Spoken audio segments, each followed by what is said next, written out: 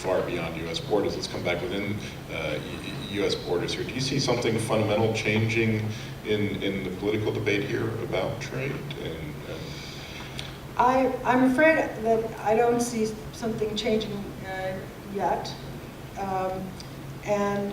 That's because the losers, the people who are losing out from technology, trade, and globalization are afraid, and it's understandable, and those consequences the U.S. hasn't organized a real strategy which should include a better social safety net, better training, and better support for those who are affected. In other words, the winners should be helping the losers more.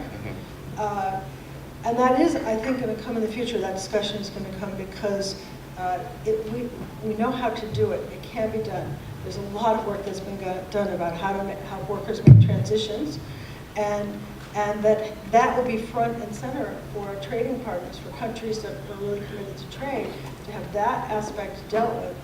We've just lagged so much, and you have angry voters and constituents in both parties, which is not a welcome message to people who want trade to be a strong economic policy. Yeah. Ken? I mean, let's come back to that really difficult question that I've heard before and I'm still never able to answer. So what do you tell the unemployed steelworker? Well, I don't think there's a story that you're going to be able to give that person that's going to be satisfactory. I think what governments need to do and what we all need to do is to be sure the person who might eventually become unemployed knows what to expect if and when that happens. And it's not a safety net, it's a trampoline that's required. So, if there is an inevitable job churn, there's always been, whether it's trade, innovation, depletion of resources, whatever, jobs come to an end. And the work that you referred to, I mean, the 11 IOs that were involved in this agreed on some pretty crunchy messages. I mean, my favorite is, one of my favorites, I have many, is you'll protect workers, not jobs. So deal to the individual, deal to people. Don't try to keep the steel industry in a place where there's no future for the steel industry. That doesn't mean you sacrifice all the warm bodies in doing so. You have to have in place the needed investment to allow industries that can be competitive to be competitive. In some places, that's about investing in physical infrastructure and electronic infrastructure. In every jurisdiction, it's about investing in people and providing them with the capacity to adapt.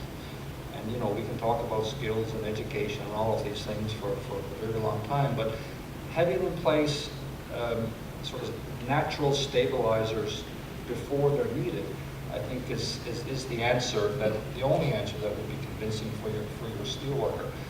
If somebody tells me I'm going to lose my job in a year, maybe I can deal with that.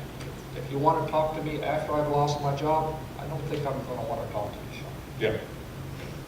I mean, one of the fascinating things I find is in looking at the changing nature of the electorate, that actually over the last 20 or 30 years, despite the discussion that we're having now, a lot has changed in the American electorate. It's much more educated than it was.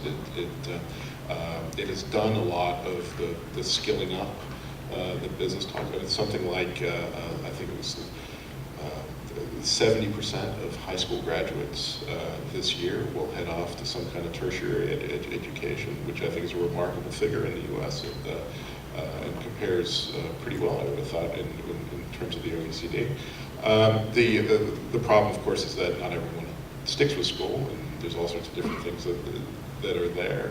But a lot of that skilling up is happening. At the same time, we have the reality that the rewards aren't always there for that skilling up, right? I mean, this is the story of stagnant middle class wages in America today, and I think that feeds a lot of the unease that you see out there in the election.